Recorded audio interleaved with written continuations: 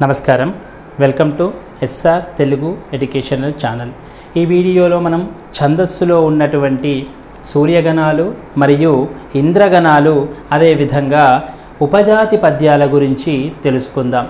ఇంతకు ముందు వీడియోలో మనం అక్షరగణాల గురించి ఏకాక్షర, రెండక్షరాల, మూడక్షర గణాలు తెలుసుకున్నాం। అలాగే వృత్త పద్యాలు ముఖ్యమైనటువంటి 4 వృత్త పద్యాల గురించి తెలుసుకున్నాం। ఇందులో మనము ఈ ఉపజాతి పద్యాల గురించి తెలుసుకుందాం।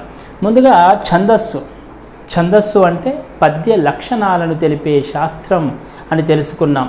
ఈ ఛందస్సులో మనకి సూర్యగణాలు, ఇంద్రగణాలు, అక్షరగణాలు కాకుండా సూర్యగణాలు, ఇంద్రగణాలు మరియు చంద్రగణాలు ఉంటాయి। ఇందులో మనము సూర్య మరియు ఇంద్రగణాల గురించి తెలుసుకుందాం। మనకు సూర్యగణాలు కేవలం సూర్యగణాలు ఎన్ని ఉంటాయంటే 2 మాత్రమే ఉంటాయి। మరి సూర్యగణాలు 2 ఇంద్రగణాలు 2 ఎలా గుర్తుపెట్టుకోవాలి అంటే మనకి వెలుగును ప్రసాదించేవారు ఉదయం ఒకరు, రాత్రి ఒకరు కనిపిస్తారు, మనకు వెలుగుని ప్రసాదిస్తారు। సూర్యుడు అంటే వెలుగిచ్చేవాడు। ఉదయం సూర్యుడు ఎవరయ్యా అంటే మనకు ఉదయం వెలుగునిచ్చేవాడు। మరి రాత్రి సూర్యుడు ఎవరయ్యా అంటే ఆ చంద్రుడు। మొత్తంగా మనకు వెలిగిచ్చే సూర్యుడు ఎంతమంది అంటే 2, ఒకరు పగలు, ఒకరు రాత్రి వస్తారు। ఈ విధంగా మనకి సూర్యుడు ఎంతమంది అంటే 2 మాత్రమే। కాబట్టి సూర్యగణాలు ఎన్ని ఉంటాయి? మనకి 2 మాత్రమే ఉంటాయి। సూర్యగణాలు 2 మాత్రమే।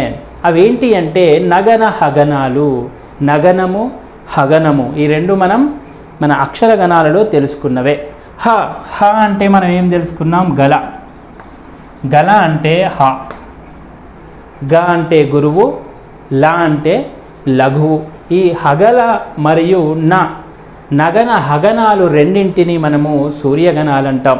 2 మాత్రమే ఉన్నాయి, నగనము మరియు హగనము 2।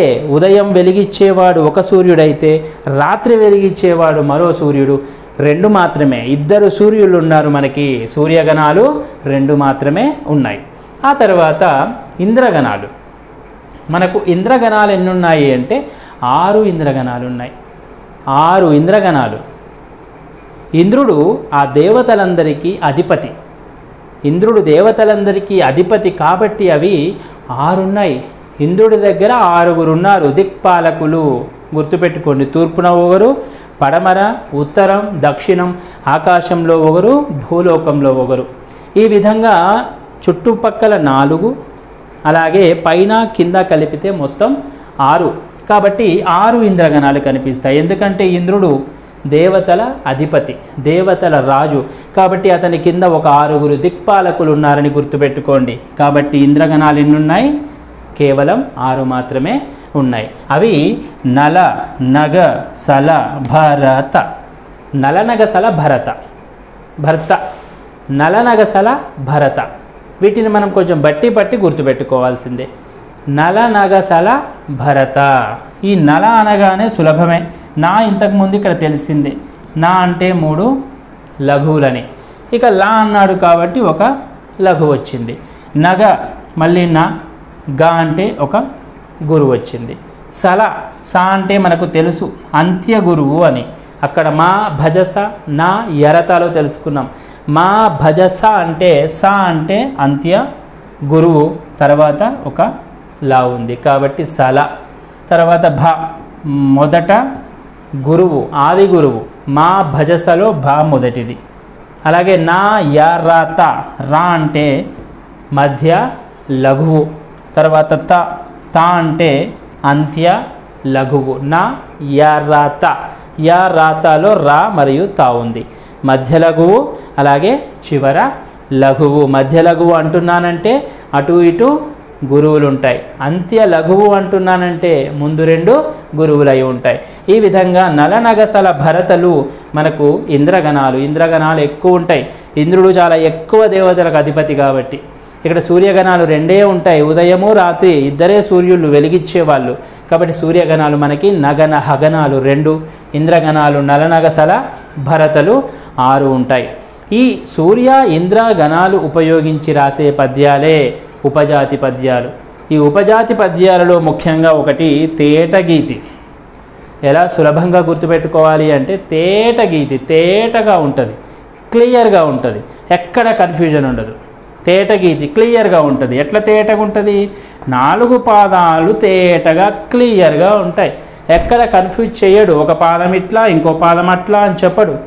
4 పాదాలు ఒక్క తీరుగానే ఉంటాయి, తేటగా ఉంటాయి. తేట గీతి తేటగా ఉంటుంది, తేట గీతి తేటగానే ఉంటుంది. 4 పాదాలు ఒకటేలాగా ఉంటాయని గుర్తుపెట్టుకోండి. ఎలా ఉంటాయి 4 పాదాలు ఒక్కలాగా అంటే, ఒక సూర్యగణం ఉంటుంది, 2 ఇంద్రగణాలు ఉంటాయి, 3 మళ్ళీ 2 సూర్యగణాలు ఉంటాయి. మొత్తంగా ఎన్ని గణాలు ఉన్నాయి? ప్రతి పాదంలో మనకు 5 గణాలు కనిపిస్తాయి.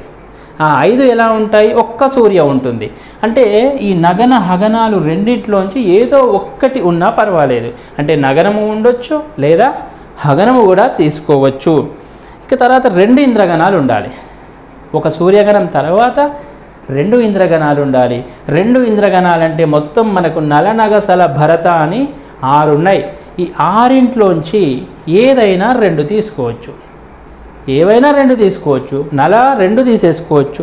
పోనీ భా 2 తీసుకోవచ్చు. ఏమైనా తీసుకోవచ్చు. అవి మళ్ళీ మళ్ళీ కూడా రావచ్చు. మొత్తానికి 2 ఇంద్రగణాలు తీసుకోవాలి. తర్వాత చివర మళ్ళీ 2 సూర్యగణాలు తీసుకోవాలి. నగన హగనం ఇదొకటి తీసుకోవచ్చు. లేదా 2 నగనం లేదా 2 హగనం ఎలాగైనా తీసుకోవచ్చు. మొత్తానికి ఒక్క సూర్యగణం ఉండాలి, 2 ఇంద్రగణాలు ఉండాలి, మళ్ళీ 2 సూర్యగణాలు. ఒక ఇంద్ర 2 సూర్య, ఒక సూర్య 2 ఇంద్ర 2 సూర్య, ఒక సూర్య 2 ఇంద్ర 2 సూర్య. సూర్యుడు ముందు ఉంటాడు, సూర్యుడు ముందు, తర్వాత 2 ఇంద్ర, తర్వాత 2 సూర్యగణాలు మనకి కనిపిస్తాయి. మరి యతి స్థానం గురించి ఏంటి అంటే 1వ గణం మొదటి అక్షరం, 4వ గణం మొదటి అక్షరానికి యతి అనేది ఉంటుంది. ఇందులో మనకు ప్రాసయతి కూడా కనిపిస్తుంది. ప్రాసయతి ఇంతకుముందు చెప్పుకున్నాం. ప్రాస అంటే 2వ అక్షరం, యతి అంటే 1వ అక్షరం. ఇక్కడ ప్రాసయతి రెండింటిని కలిపేశాడు. అంటే యతియే కానీ 2వ అక్షరానికి తీసుకుంటాడు. 1వ అక్షరానికి మళ్ళీ ఎక్కడ కుదురుతుందో అక్కడ అక్షరానికి కుదరకపోతే 2వ అక్షరాన్ని కూడా తీసుకునే వెసులుబాటు ఉంది. 2వ అక్షరాన్ని మళ్ళీ అక్కడ 2వ అక్షరం తీసుకొని ప్రాసయతిని కూరుస్తారు. ప్రాస స్థానంలో అంటే 2వ అక్షరం స్థానంలో మనకు యతిని అనేది కూర్చుతారు. ఇక ఉదాహరణలు గమనిద్దాం. ఒక ఉదాహరణ, పలుకదే తొల్లి భూదేవి బ్రహ్మతోడా. ఒక్క పాదమే తీసుకున్నా. ఎందుకు? తేటగుంది కదా ఇది. 4 పాదాలు ఒకలాగానే వృత్త పద్యాల్లాగానే ఉంది, తేటగా ఉంది. అందుకే నేను ఒకటే పాదం తీసుకున్నా. పలుకదే తొల్లి భూదేవి బ్రహ్మతోడా. ఇక్కడ గురులఘువులు గుర్తిస్తే ఈ 3 కూడా మనకి హ్రస్వాలు కనిపిస్తున్నాయి కాబట్టి లఘువు పెట్టాను. దీర్ఘం కాబట్టి గురువు. ఇక్కడ ద్విత్వాక్షరం ఉంది కాబట్టి ముందుది గురువు పెట్టా. ఇది హ్రస్వం కాబట్టి లఘువు. దీర్ఘము గురువు, దీర్ఘం గురువు, హ్రస్వము కాబట్టి లఘువు. మరి పక్కన సంయుక్తాక్షరం ఉంది కదా సార్ అంటే ద్విత్వాక్షరం ఉంటేనే తప్పనిసరిగా గురువు. ఇది సంయుక్త కాబట్టి ఇందులో ఊది పలకబడడం లేదు. భూదేవి అనేది వేరే పదము, బ్రహ్మ అనేది వేరే పదం. సంయుక్తాక్షరంతో ఈ పదం మొదలవుతుంది కాబట్టి ముందున్నది మనకి గురువు అయ్యే అవకాశం లేదు కాబట్టి లఘువు. ఇక బ్ర అనేది పక్కన మనకు సంయుక్తాక్షరం ఉంది ఒకటే పదంలో కాబట్టి ముందుది గురువు అయింది. మరి ఈ ఒత్తు ఎక్కడ పోయింది అంటే ఆ ఒత్తు అనేది మనం చూడాల్సిన అవసరం లేదు, అది ముందు దానికి వస్తేనే చూడాలి. ఇక్కడ సంయుక్త ముందు గురువు అయింది. ఇందులో కేవలం హ్రస్వం కాబట్టి లఘువే పెట్టాను. దీర్ఘం కాబట్టి గురువు, హ్రస్వం కాబట్టి లఘు ఉంచాను. మరి ఎలా చూడాలి? మనకు తెలుసు ముందే, ఒక సూర్య 2 ఇంద్ర 2 సూర్య ఉండాలి కాబట్టి మొదటిది మనకు ఒక సూర్య అవ్వాలి తప్పకుండా. సూర్యగణాలు ఎన్ని? నగన హగనాలు. అంటే 3 లఘువులైనా ఉండాలి లేదా ఒక గురువు ఒక లఘువైనా ఉండాలి. మనకు ముందే ఒక లఘు వచ్చేసింది కాబట్టి హగనం అయ్యే అవకాశం మనకి లేదు. అందుకే నేనేం చేశాను, నగనం తీసుకున్నాం. సూర్యగణం సరిపోయింది. తర్వాత ఏం రావాలి? 2 ఇంద్ర రావాలి. 2 ఇంద్ర అంటే నలనగసల భరతలు రావాలి. ఇక్కడ ముందు గురువు వచ్చేసింది. ముందు గురువు వచ్చింది కాబట్టి ఇక్కడ ముందు గురువు ఉన్న గణాలు ఎన్ని ఉన్నాయి? భరత ఉన్నాయి కాబట్టి భరతల్లో ఏదో ఒకటి వస్తుంది. రెండవది కూడా గురువు అయింది కాబట్టి రెండవది కూడా గురువు ఎక్కడుందో చూడాలి. కేవలం తా మాత్రమే ఉంది కాబట్టి తర్వాత లఘు వచ్చింది, అందుకే ఇది తా అయింది. ఇది కూడా తగనమే అయింది. కాబట్టి రెండు కూడా మనకి ఇంద్రగణాలు సరిపోయాయి. ఆ తర్వాత రెండు మళ్ళీ సూర్యగణాలు రావాలి. కాబట్టి ఇక్కడ మొదటిది గురువు వచ్చేసింది కాబట్టి తప్పకుండా హగనమే అవుతుంది, ఒక హగనం. తర్వాత మరొకటి కూడా మొదటి అక్షరం గురువే కాబట్టి ఇది కూడా హగనం. ఈ విధంగా మనకి ఒక సూర్యగణం, రెండు ఇంద్రగణాలు, మళ్ళా రెండు సూర్యగణాలు గణాలైతే సరిపోయాయి. 4 పాదాల్లో ఏ పాదం తీసుకున్నా ఇలాగే వచ్చేస్తుంది, ఎందుకంటే తేటగా ఉంటుంది, క్లియర్గా ఉంటుంది కాబట్టి తేట ఇది తేటగా ఉంటుంది. తర్వాత యతిస్థానం చూద్దాం. యతిస్థానం ఏంటి? ఒకటవ పాదంలో ఒకటో అక్షరం, 4వ పాదంలో 4వ గణంలో మళ్ళీ మొదటి అక్షరం. చూడండి 1 2 3 4 ఇది 4వ గణం. 4వ గణంలో మొదటి అక్షరం, మొదటి గణం మొదటి అక్షరం, 4వ గణం మొదటి అక్షరం బాకి, ఇక్కడున్న బ్రాలో బాకి యతిస్థానం అనేది సరిపోయింది. నేను మరొక పాదం తీసుకున్నా. ఇక్కడ ఇంద్రరూపుతో మెరిసెడి చంద్రుడంట, ఇంద్రరూపుతో మెరిసెడి చంద్రుడంట. మొదట ఇంద్ర అన్నప్పుడు హగనం వచ్చింది, రూపుతో మెరిసెడి అన్నప్పుడు మనకి ఇక్కడ ఇంద్రగణాలు వచ్చాయి. చూడండి గురువు లఘువు గురువు రగనం వచ్చింది, 4 లఘువులు నల వచ్చింది. తర్వాత చంద్రు డంట, చంద్రు హగనం, డంట హగనం, గణాలు సరిపోయాయి. ఇక్కడ యతిస్థానం చూద్దాం. ఇక్కడ ఏం రావాలి? 1 4 రావాలి. 1వ అక్షరం మొదటి గణం 1వ అక్షరం ఈ ఉంది. 1 2 3 4 ఇక్కడ ఈ ఉంది, ఇక్కడ చా ఉంది, చాలు ఆ ఉంది. మరి యతిస్థానం సరిపోతుందా అంటే సరిపోలేదు. మరి సరిపోలేదు కదా, ఇది తేటగీతి కాదా అంటే అవుతుంది. ఎందుకంటే ప్రాసయతి ఉంది కదా, ప్రాసయతి ఉంది కాబట్టి నేను ప్రాసాక్షరం తీసుకుంటా. చూడండి ఇంద్ర ఇది ప్రాసాక్షరం. ఇక్కడ కూడా 4వ గణం మొదటి అక్షరం నాకు సరిపోలే కాబట్టి నేను ఇక్కడ కూడా రెండో అక్షరం తీసుకున్నా, ప్రాసాక్షరం రెండో అక్షరం. యతి కుదరనప్పుడు ప్రాసయతి చేయొచ్చు, ఇదే ప్రాసయతి, ఇంద్ర చంద్రు. ఈ విధంగా ప్రాసయతి అనేది ఇక్కడ కూర్చవచ్చు అని తెలియజేశాడు. ఇక దీనికి మనం వృత్త పద్యాలలో ఒక 6 లక్షణాలు చెప్పుకున్నాం. అదేవిధంగా మనకు ఈ ఉపజాతి పద్యాలలో కూడా అన్నింటికీ ఒకలాగానే ఈ 6 లక్షణాలు వస్తాయి. చూడండి 1 ఇది ఉపజాతి పద్యం, మొదటి లక్షణం ఉపజాతి. తర్వాత మనం చెప్పుకోబోయే ఆటవెలది సీసానికి కూడా ఈ విధంగానే ఉంటాయి లక్షణాలు. ఇది ఉపజాతి పద్యం, 4 పాదాలు ఉంటాయి, అన్నిట్లో అంతే 4 పాదాలు ఉంటాయి. ఇక్కడ ప్రతి పాదంలో ఒక సూర్య, 2 ఇంద్ర, 2 సూర్యగణాలు వరుసగా వస్తాయి. ఇక్కడ తేటగీతి వరుసగా వస్తాయి, అంటే తేటగా ఉంటుంది కాబట్టి 4 పాదాల్లో ఇవే వస్తాయి మనకి. తర్వాతది 1 4 అక్షరం, 1వ గణం మొదటి అక్షరం, 4వ గణం మొదటి అక్షరానికి యతి అనేది కుదురుతుంది. ఒకవేళ ఈ విధంగా యతి కుదరని పక్షంలో ఏం చేయొచ్చు? ప్రాసయతిని కూర్చొచ్చు.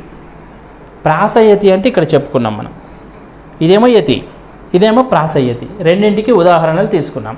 ప్రాసయతి కుదిరించవచ్చు, ప్రాసయతిని వేయవచ్చు. అలాగే ప్రాస నియమం ఉందా అంటే లేదు. ఈ తేటగీతిలో ఉపజాతి పద్యాలు ఎందులోనూ కూడా మనకు ప్రాస నియమం ఉండదు. ప్రాస నియమం అంటే వృత్త పద్యాలలో 2వ అక్షరం 4 పాదాల్లో 1 ఉంటుంది. కానీ ఇక్కడ అట్లా 2వ అక్షరాన్ని 4 పాదాల్లో 1 అక్షరం ఉపయోగించాల్సిన అవసరం లేదు. మనకు నచ్చిన అక్షరం ఉపయోగించుకోవచ్చు, కేవలం యతి స్థానం కుదిరితే సరిపోతుంది. అది కుదరకపోతే ప్రాసయతిని కూడా వేసుకోవచ్చు. ఇవి ఛందస్సులో ఉన్నటువంటి తేటగీతి యొక్క పద్య లక్షణాలు. ఇవి 6 లక్షణాలు. ఇది ఉపజాతి పద్యము, 4 పాదాలే ఉంటాయి. ప్రతి పాదంలో 1 సూర్య, 2 ఇంద్ర, 2 సూర్య ఉంటాయి. 1వ గణం మొదటి అక్షరం, 4వ గణం మొదటి అక్షరానికి యతి కుదురుతుంది. యతి కుదరని పక్షంలో ప్రాసయతి వేసుకోవచ్చు, ప్రాస నియమం అనేది లేదు. తరువాతది ఆటవెలది. ఇంతకుముందు తేటగీతి తేటగా ఉంటుంది అని తెలుసుకున్నాం. ఇది ఆటవెలది. ఆటవెలది ఆటలాడుతుంది, ఇది ఆటలాడుతుంది. అన్ని పాదాలు ఒక్క తీరు ఉండవు, ఇది ఆటలాడుతున్నట్లుగా కనిపిస్తుంది. ఎట్లా ఆటలాడుతుంది అంటే 1 3 పాదాలు అంటే బేసి పాదాలు. బేసి పాదాలలో 3 సూర్య 2 ఇంద్ర ఉంటాయి. అంటే మొత్తం అయితే 5 గణాలే. తేటగీతిలోనూ 5 గణాలే ఉన్నాయి, ఆట వెలదిలోనూ 5 గణాలే ఉన్నాయి. కానీ ఇక్కడ 1 3 బేసి పాదాలలో 3 సూర్య 2 ఇంద్ర ఉంటాయి. 3 సూర్య 2 ఇంద్ర. ఇక్కడ 2 4 సరిపాదాలు. 2 4 పాదాలలోనేమో 5 సూర్యగణాలే ఉంటాయి. ఈ విధంగా ఒక్కొక్క పాదం ఒక్కొక్కలాగా ఆటలాడుతున్నట్లుగా ఉంటుంది. ఆట వెలది గుర్తుపెట్టుకోవడానికి మాత్రమే. ఆటలాడడం, తేటగా ఉండడం రెండిటికి పొరబడే అవకాశాలు ఉంటాయి. అందుకే ఆట వెలది ఆటలాడుతున్నట్లుగా 1 3 పాదాలు ఒకలాగా, 2 4 పాదాలు ఒక్కలాగా ఉంటాయి. ఇక్కడ 3 సూర్య 2 ఇంద్ర. మొదట సూర్యనే. 3 సూర్య 2 ఇంద్ర. మొదటనే సూర్యుడు. తేటగీతిలో కూడా అంతే. 1 సూర్య 2 ఇంద్ర 2 సూర్య. మొదట సూర్యుడే. ఎప్పుడైనా మొదట సూర్యుడే కనిపిస్తాడు మనకి. 2 4 పాదాల్లో 5 సూర్యగణాలే ఉంటాయి. పూర్తిగా 5 సూర్యగణాలే కనిపిస్తాయి. అందుకే ఇది కొంచెం చిన్న పాదంగా ఉంటుంది మనకి. సూర్యగణాలలో అన్ని హగణాలు వాడితే దాదాపు చాలా చిన్నగా అనిపిస్తుంది పాదం కొన్నిసార్లు.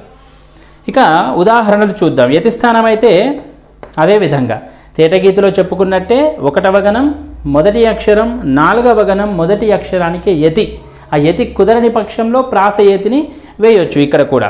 ఇక ఉదాహరణలు ఇంతకుముందు తేటగీతిలో 1 పాదం తీసుకుంటే సరిపోయింది. కానీ ఇక్కడ ఏం చేయాలి? ఒకటేమో బేసి పాదం తీసుకోవాలి, ఒకటి సరిపాదం తీసుకోవాలి. అందుకే నేను 3వ పాదము 4వ పాదం తీసుకున్నా. ఒక్కసారి ఉదాహరణ చూద్దాం. జీవధనములైన జడుగాక పడుగాక మాట తిరుగలేరు మానధనులు. జీవధనములైన జడుగాక పడుగాక మాట తిరుగలేరు మానధనులు. ఇలా 2 పాదాలు తీసుకున్నాను నేను. 3వ పాదం మరియు 4వ పాదం తీసుకున్నా. ఒక్కసారి చూడండి. దీర్ఘాలు ఉన్న చోట దీర్ఘం కాబట్టి గురువు. హ్రస్వము, హ్రస్వం, హ్రస్వం, ఇది హ్రస్వమే. లయి ఐ ఉంది, దీర్ఘం. ఇక్కడ నా అరసున్నా ఉంది. అరసున్నా అనేది మనం లెక్కలోకి తీసుకోం కాబట్టి లఘువే. లఘువు ఇది హ్రస్వమే, లఘువు. అరసున్నా ఉన్నా లెక్కలోకి తీసుకోం కాబట్టి లఘువే. దీర్ఘం కాబట్టి గురువు పెట్టా. హ్రస్వం లఘువు. హ్రస్వం, హ్రస్వం, లఘువు. అరసున్నా ఉన్నా లెక్కలేదు కాబట్టి లఘువే. దీర్ఘం కాబట్టి గురువు, హ్రస్వం కాబట్టి లఘువు పెట్టాను. అలాగే ఈ పాదం కూడా ఒకసారి చూడండి. దీర్ఘం ఉంది కాబట్టి గురువు పెట్టాను. హ్రస్వం కాబట్టి లఘువు. 3 కూడా హ్రస్వాలే. దీర్ఘం వచ్చింది, గురువు, హ్రస్వం, దీర్ఘం, హ్రస్వం, ఈ 3 కూడా హ్రస్వాలు కాబట్టి అన్నింటికి లఘువులే ఉంచాను. ఎక్కువ ఒత్తులు లేవు. చాలా సులభంగా ఉన్నటువంటి పాదం ఇది. ఇక మనకు 1 3 పాదాలు కాబట్టి ఇది 3వ పాదం అన్నా నేను, బేసి పాదం. కాబట్టి 3 సూర్య ఉండాలి ముందు, తర్వాత 2 ఇంద్ర ఉండాలి. కాబట్టి 3 సూర్యలో ముందు గురువు వచ్చేసింది అంటే సూర్యగణాలలో ముందు గురువు ఉండేది కేవలం హగనమే. కాబట్టి ముందు గురువు రాగానే మనం తర్వాత లఘువుతో దీన్ని ఒక గణంగా మార్చేసేయాలి. హగనం అవుతుంది. తర్వాత 3 సూర్యనే ఉండాలి. చూడండి, 3 సూర్యనే ఉండాలి కాబట్టి లఘు వచ్చింది. లఘు వచ్చిందంటే తప్పకుండా ఇంకా నగనమే, వేరే ఆప్షన్ లేదు మనకి. నగనమే తీసుకోవాలి. 3 గణాలు. తర్వాత మళ్ళీ గురువు వస్తే ఇంకా హగనమే, ఎందుకంటే 3 సూర్య ఉండాలి కాబట్టి. 3 సూర్య అయిపోయింది. 3 సూర్య అయిపోయిన తర్వాత మనకి 2 ఇంద్ర ఉండాలి. 2 ఇంద్రగణాలు. ఇంద్రగణాలలో ముందు లఘువు కనిపించిందంటే మనకి ముందు లఘువు వచ్చేవి 1 2 3 ఉన్నాయి. ఈ మూడిట్లో ఏదైనా రావచ్చు. లఘువు మళ్ళీ గురువు వచ్చింది కాబట్టి ఇక్కడ స, తర్వాత లఘువుని తీసుకోవాల్సిందే. స అనేది మనకు లేదు, సలా మాత్రమే ఉంది. కాబట్టి ఇక్కడ గురువు 3వ స్థానంలో అంత్య గురువు వచ్చినప్పుడు తప్పకుండా సలా తీసుకోవాలి. అందుకే ఇది కూడా సలా వచ్చింది. ఈ 2 కూడా మనకి ఇంద్రగణాలు. కాబట్టి 3వ పాదం అయిపోయింది. ఇప్పుడు 4వ పాదం. 4వ పాదంలో మనకు ఏది ఏమైనా సరే 5 సూర్యనే ఉండాలి. కాబట్టి 5 సూర్యగణాలే. నగనమో హగనమో ఏదో ఒకటి రావాల్సిందే. ముందు గురువు వస్తే తప్పకుండా హగనం పెట్టేస్తాం. ముందు లఘువు వస్తే నగనం చేయాలి. గురువు వస్తే హగనం, గురువు వస్తే హగనం, లఘువు వస్తే నగనంగా మార్చేయాలి. తర్వాత ఒక్కసారి యతి చూద్దాం. మనకు యతి 1వ గణం మొదటి అక్షరం.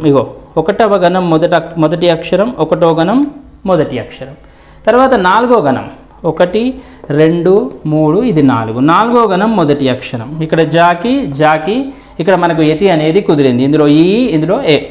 తర్వాత ఇక్కడ మా, ఇక్కడ మళ్ళీ మా, కాబట్టి రెండింటికి యతి స్థానం అనేది కుదిరింది. ఒకవేళ కుదరని పక్షంలో ప్రాస యతి వేసుకోవచ్చు, దీనికి దీనికి దీనికి దీనికి వేసుకోవచ్చు. కుదరని పక్షంలో అది కానీ ఇది కానీ ఉండాలి తప్పనిసరిగా. ఇది ఉదాహరణ. ఇక లక్షణాలు, ఇంతకుముందు మనం తేటగీతికి చెప్పుకున్నట్టే 6 లక్షణాలు చాలా సులభం, అన్నీ ఒకలాగానే ఉంటాయి. చూడండి, ఉపజాతి పద్యం దానికి దీనికి ఒకేలాగా, 4 పాదాలు కూడా ఒకలాగే, 1, 4 యతి ఒకలాగే, ప్రాస నియమం లేదు, ఇక్కడ కూడా ప్రాస నియమం లేదు, ఉండదు ప్రాస నియమం. చూడండి, ఇక్కడ వా, ఇక్కడ ట. అలాగే ప్రాసయతి వేయొచ్చు, ఇక్కడే చెప్పుకున్నాం, ప్రాసయతిని వేసుకోవచ్చు. ఇక్కడ మారే పాయింట్ ఏంటి, కేవలం 3వ పాయింట్ మారుతుంది.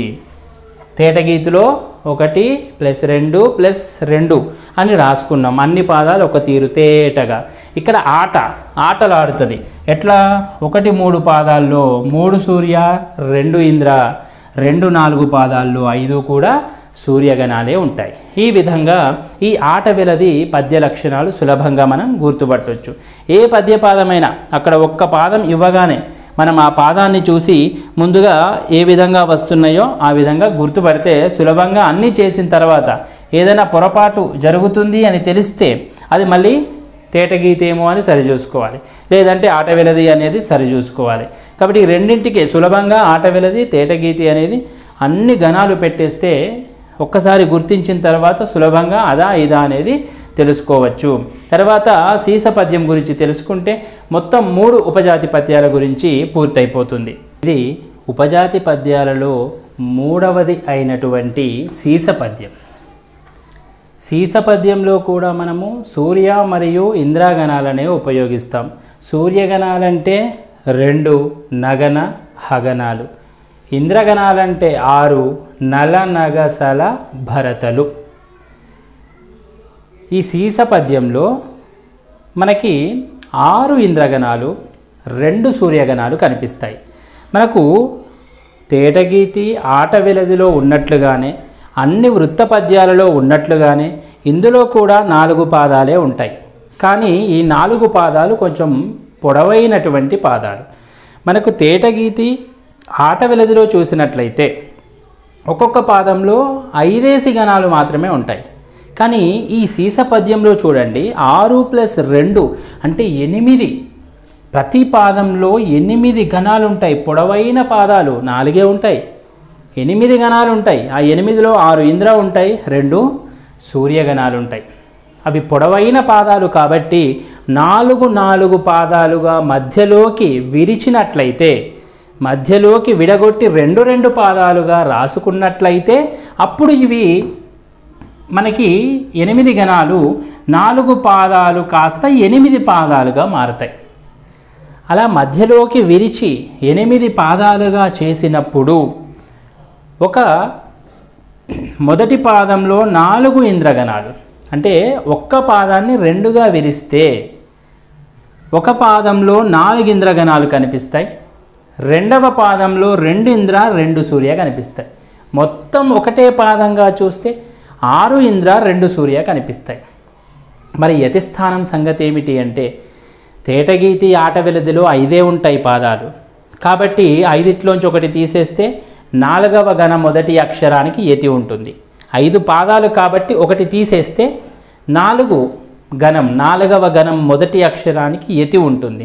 మరి ఇక్కడ సీస పద్యంలో మొత్తంగా మనకున్న గణాలు ఎన్ని? 8 గణాలు. కాబట్టి 8 గణాలని ఏం చేశాము, మధ్యలోకి విరిచి 4 చేసుకున్నాం, 4 గణాలుగా చేసుకున్నాం. కాబట్టి 4 గణాలు ఉన్నాయి కాబట్టి ఇంతకుముందు తేటగీతిలో 5 ఉంటే ఒకటి తీసేస్తే 4వ గణం మొదటి అక్షరం యతి అయింది. ఇక్కడ 4 ఉన్నాయి, అప్పుడు 4లోంచి ఒకటి తీసేయాలి, చివర ఒకటి తీసేస్తే 3వ గణం మొదటి అక్షరం యతి. గుర్తుపెట్టుకోండి, తేటగీతి ఆట వెలదిలో 5 ఉంటాయి కాబట్టి చివరిది వదిలేస్తే 4వ గణం మొదటి అక్షరం యతి. ఇక్కడ విభజించినప్పుడు 8 గణాలు 4గా విడిపోయాయి కాబట్టి 4 గణాలు ఉన్నాయి 1వ పాదంలో. ఈ 4 గణాలు ఉన్నాయి కాబట్టి చివరి గణాన్ని పక్కకు పెడితే మొత్తం మనకి 3వ గణం మొదటి అక్షరానికి యతి సరిపోతుంది. అంటే 1వ గణం మొదటి అక్షరానికి మరియు 3వ గణం మొదటి అక్షరానికి యతి కుదురుతుంది. ఒకవేళ ఒకటే పాదంగా చూస్తే ఎలా ఉంటుందంటే యతులు 1, 3 యతి, తర్వాత మనకి మళ్ళీ 1 కాబట్టి ఇది 5 అవుతుంది. 5 మరియు ఇక్కడ 1 నుంచి 3, తర్వాత మళ్ళీ 1 నుంచి 3, 1 వదిలేస్తున్నాం కాబట్టి ఇక్కడ 5, తర్వాత చివర 8వ 1 వదిలేస్తాం కాబట్టి 7. ఈ విధంగా ఉంటాయి మనకి 1, 3, 5, 7. ఈ రకంగా మనకు యతులు మొత్తం 8 వరుసగా ఉన్నట్లయితే చెబుతున్నాను. వరుసగా ఉన్నట్లయితే 1, 3, 5, 7 గణాలకు. ఇవి విడిగానే మళ్ళీ అన్నీ ఒకటే ఉండాలని కాదు. ఈ రెండింటికి ఒకటి సరిపోవాలి, ఈ రెండింటికి ఒకటి సరిపోవాలి అని అర్థం. మనం ఉదాహరణ రాసుకున్నాం. ఉదాహరణ చూస్తే చాలా సులభంగా ఇది అర్థమవుతుంది ఈ విషయం అంతా కూడా. ఒకసారి ఉదాహరణ చూడండి. ఎంత లెస్సగనున్నంత వేడుకే కాని ప్రజల కల్మి కసూయ పడుటలేదు. ఎంత లెస్సగనున్నంత వేడుకే కాని ప్రజల కల్మి కసూయ పడుటలేదు. ఇది సీసపద్యంలోని 1వ పాదం. అంటే 8 గణాలున్నటువంటి పొడవైన పాదం ఇది. ఇక ఈ 8 గణాల పాదంలో చూడండి, ఎంత లే, ఇక్కడ 0 ఉంది కాబట్టి గురువు, ద్విత్వాక్షరం ముందుది కాబట్టి గురువు, మిగతావి హ్రస్వాలు లఘువులు.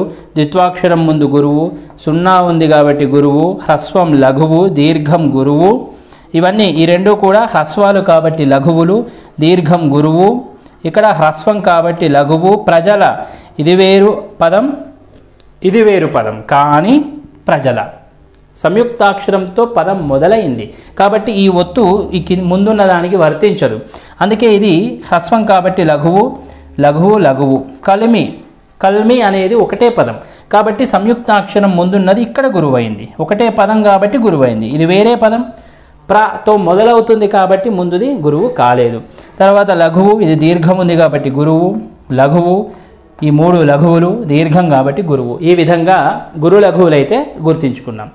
తర్వాత 6 ఇంద్ర 2 సూర్య ఉండాలి. 6 ఇంద్ర 2 సూర్య కాబట్టి ఈ 6 ఇంద్ర ఇక్కడున్నటువంటి 6 గణాలు అంటే ఇవే ఉండాలా అంటే ఇవి తప్పకుండా అన్నీ ఉండాలా? అలా ఏం లేదు. ఒకటే గణం 6 సార్లు కూడా ఉండొచ్చు, లేకపోతే ఇదొక 2 సార్లు, ఇదొకసారి, ఇదొకసారి, ఎలాగైనా ఉండొచ్చు. మొత్తానికైతే ఈ ఇంద్రగణాలే తప్పకుండా ఉపయోగించాలి. నువ్వు ఏ ఇంద్రగణాన్నైనా ఉపయోగించుకోవచ్చు. మొదటిది గురువు వచ్చింది కాబట్టి వెంటనే మనకు గురువులు ఉన్నవే చూడాలి. ఈ 3 మాత్రమే గురువులు. తర్వాత లఘువు వచ్చింది కాబట్టి ఈ రెండిట్లో గురువు, లఘువు, ఈ రెండిట్లో ఏదో ఒకటి అవుతుంది. తర్వాత మళ్ళీ గురువు కాబట్టి రగణం వచ్చింది. అలాగే మరొకటి సలా వచ్చింది, మళ్ళీ రగణం వచ్చింది, మళ్ళీ సలా వచ్చింది, మళ్ళీ నగ సల. చూడండి 1, 2, 3, 4, 5, 6 పూర్తిగా 6 గణాలు ఇంద్రగణాలు వచ్చాయి. చివర 2 మాత్రము నగనము, హగనము వచ్చింది, అంటే సూర్యగణాలు. మొత్తం 6 గణాలు ఇంద్రగణాలు, చివర ఉన్న 2 గణాలు సూర్యగణాలు. కాబట్టి సరిపోయింది గణాలన్నీ కూడా. ఇక దీన్ని పొడవైన పాదం కాబట్టి మధ్యలోకి విరిచి 8 గణాలను 4 గణాలుగా విరిచి 2 పాదాలు చేసుకోవచ్చు. అలాంటి వెసులుబాటు ఉంది కాబట్టి మనం మధ్యలోకి విరిస్తే చూడండి 1, 2, 3, 4. 1 రగణం, సల, రా, సల. కాబట్టి ఇక్కడికి మనం మధ్యలోకి విరిస్తే ఇక్కడికి ఒక పాదం, ఇటొక పాదంగా మారుతుంది. 1, 2, 3, 4. 1, 2, 3, 4. 4 పాదాలు విరిచేస్తే అప్పుడు 4 ఇంద్రగణాలు ఒక పాదంలో, 2 ఇంద్ర 2 సూర్య 2వ పాదంలో ఉంటాయి విరిచినప్పుడు. ఇక యతిస్థానం ఎందుకు విరవాలి అని అంటే విరిస్తేనే యతిస్థానం సులభంగా గుర్తుపట్టవచ్చు. చూడండి యతిస్థానము మొదటి గణం. ఇది మొదటి గణం మొదటి అక్షరానికి 1, 2, 3, 4 మొత్తం 4 ఉన్నాయి కాబట్టి ఒకటి వదిలేస్తే ఇక్కడ యతిస్థానం. ఇక్కడ ఈ ఏకి ఇక్కడ ఉన్నదానికి యతిస్థానం కుదరాలి, కానీ యతిస్థానం సరిపోవట్లేదు. మనకు ఉపజాతి పద్యాల్లో ప్రాసయతి కూడా వేయొచ్చు, ప్రాసయతి ఉంటుంది కాబట్టి ప్రాసయతి ఇక్కడ వేశాడు. చూడండి ఇక్కడ త ప్రాస 2వ అక్షరం, ఇక్కడ త 2వ అక్షరం, ఇక్కడ 2వది, ఇక్కడ 2వది. కాబట్టి ప్రాస అనేది సరిపోయింది. 1వ గణం మొదటి అక్షరం, మూడవ గణం మొదటి అక్షరం యతి స్థానము అంటే ప్రాసయతి అనేది ఇక్కడ కుదిరింది. యతి కుదరలేదు కాబట్టి ప్రాసయతి వేశాడు. తర్వాత ఇక్కడ 4 ఈ పాదం వదిలేద్దాం. తర్వాత ఈ పాదంలో ఇక్కడ మొదటి గణం మొదటి అక్షరం మళ్ళీ ఇక్కడ మొదటి గణం మొత్తంగా చూస్తే 1 2 3 4 ఇది 5వ గణం అవుతుంది. చూడండి 5వ గణం. ఇది పాదంగా విభజిస్తేనేమో 1వ గణం. 1వ గణం మొదటి అక్షరం 1 2 3 మూడవ గణం మొదటి అక్షరం కాబట్టి ప రెండింటికి ఇక్కడ యతి అనేది కుదిరింది. ఇక్కడ యతి స్థానం కుదిరింది. ఇక్కడ కుదరనందుకు ప్రాసయతిని వేశాడు. మరి ప్రాస నియమం ఉంటుందా అంటే ఉండదు. ఇంకొక నియమం ఏంటి? సీస పద్యాలు 4 పొడవైన పాదాలు ఉన్న తర్వాత తేటగీతిని కానీ చివర ఆట వెలదిని కానీ తేటగీతిని కానీ తప్పకుండా ఉపయోగించాలి. అంటే సీసపద్యము భావము ఈ 4 పాదాలతో పూర్తవదు. దానికి తప్పకుండా మరొక ఆట వెలది కానీ తేటగీతిని కానీ ఉపయోగించాలి. అలా ఉపయోగించినప్పుడే ఈ సీసపద్యం అనేది పూర్తవుతుంది. ఈ ఉపజాతి పద్యానికి కూడా లక్షణాలు ఒకలాగానే ఉంటాయి. చూడండి ఇది ఉపజాతి పద్యం. 4 పాదాలు ఉంటాయి, 4 ఉంటాయి. మన వెసులుబాటు కోసం మనం వాటిని విడగొట్టుకుంటున్నాం. అంతేగాని 4 పాదాలే ఉంటాయి. 6 ఇంద్ర 2 సూర్య మొత్తం 8 గణాలతో 4 పాదాలే ఉంటాయి. తర్వాత 1 4 యతి. ఇంతకుముందు చెప్పుకున్నది మనము 1 4 యతి. కానీ ఇక్కడ 1 3 1 3 లేదా 1 3కి మరియు 5 7కి యతి అని చెప్పొచ్చు. యతి స్థానాలు 2 ఉంటాయి. ఒక్క పాదంలోనే 2 యతి స్థానాలు. అంటే 4 ఒకటే ఉండాలని కాదు. 1 3కి సరిపోవాలి ఒక యతి, తర్వాత 5 7కి మరొక యతి సరిపోవాలి. ప్రాస యతిని కూడా వాడవచ్చు. ప్రాస నియమం ఉందా అంటే లేదు. ప్రాస నియమము లేదు ఇక్కడ. అంటే 2వ అక్షరం ఒక్కలాగానే ఉండాలని చెప్పి నియమం ఏమీ లేదు, ప్రాస నియమం లేదు. కానీ ప్రాస యతిని మనం ఉపయోగిస్తాం. మరి గణాలు ఏముండాలి? 6 ఇంద్ర ప్లస్ 2 సూర్య ఉండాలి. 6 ఇంద్ర 2 సూర్య. ఒకవేళ 4 ఈ పాదాలను 8 పాదాలు చేస్తే ఏమవుతుంది? సులభము. ఒకదాన 4 ఇంద్ర ఉంటాయి, తర్వాత 2వ పాదంలో 2 ఇంద్ర ఉంటాయి ప్లస్ 2 సూర్య ఉంటాయి. ఈ రకంగా సీసపద్య లక్షణాలు చెప్పుకోవచ్చు. ఉపజాతి పద్యాలన్నింటిలో లాగానే వృత్త పద్యాలన్నింటిలో లాగానే 4 పాదాలే ఉంటాయి. 4 కానీ 8 గణాలు పొడవైన పాదాలు ఇవి. అందుకే మధ్యలోకి విరిస్తే యతిస్థానం 8 పాదాలలోనూ యతిస్థానం ఉంటుంది. 1 3 1 3 ప్రతి పాదంలో మనకి యతిస్థానం అనేది సరిపోతుంది. ఇవి దీనికి సంబంధించినటువంటి లక్షణాలు. దీనితో మనకి ఉపజాతి పద్యాలైనటువంటి తేటగీతి తేటగా ఉండేది, ఆట వెలది ఆటలు ఆడేది, సీసపద్యంలో 6 ఇంద్ర 2 సూర్య పొడవైనటువంటి 8 గణాలు కలిగినటువంటి పాదాలు కనిపిస్తాయి. తప్పనిసరిగా ఈ సీసపద్యం చివర ఆట వెలదిని కానీ తేటగీతిని కానీ ఉపయోగించాల్సి ఉంటుంది. ఇవి సూర్య మరియు ఇంద్ర గణాలతో తయారయ్యేటటువంటి ఈ ఉపజాతి పద్యాల యొక్క లక్షణాలు. దీనితో మనకు దాదాపుగా ఈ 6 నుండి 10 తరగతులలో ఉన్నటువంటి మొత్తం ఛందస్సు పూర్తయింది. మనం ఛందస్సు గణాలు గుర్తించడం, అలాగే అక్షర గణాల గురించి అంటే 1 అక్షర 2 అక్షర 3 అక్షర గణాలు, 4 వృత్త పద్యాలు చెప్పుకున్నాం. అలాగే ఉపజాతి పద్యాలలో మనం తేటగీతిని ఆట వెలదిని సీసపద్యాన్ని కూడా చెప్పుకున్నాం. మనకు ఈ 6 నుండి 10 తరగతులలో చంద్రగణాల ప్రస్తావన లేదు. అలాగే కందపద్యాన్ని కూడా తీసివేశారు. కందపద్య లక్షణాలు కూడా మనకు ఈ 6 నుండి 10 తరగతులలో ఇప్పుడు ప్రస్తుతమైతే కనిపించట్లేదు. ఈ ఛందస్సుకు సంబంధించినవి ఇవి మాత్రమే మనకి 6 నుండి 10 తరగతుల పాఠ్యపుస్తకాలలో కనిపిస్తున్నాయి. మీకు డిస్క్రిప్షన్లో ఈ టెట్ డిఎస్సికి సంబంధించి ప్లేలిస్ట్ లింక్ కూడా నేను పెడతాను. దానిపైన క్లిక్ చేసినట్లయితే మొత్తం వ్యాకరణాంశాలు అలాగే తెలుగు కంటెంట్ కూడా మీకు ఆ వీడియోలలో కనిపిస్తుంది. ఇంకేమైనా అనుమానాలు ఉంటే కింద కామెంట్ రూపంలో తెలియజేయండి. తప్పకుండా మీ కామెంట్కు నేను రిప్లై ఇవ్వడానికి ప్రయత్నిస్తాను. ధన్యవాదాలు.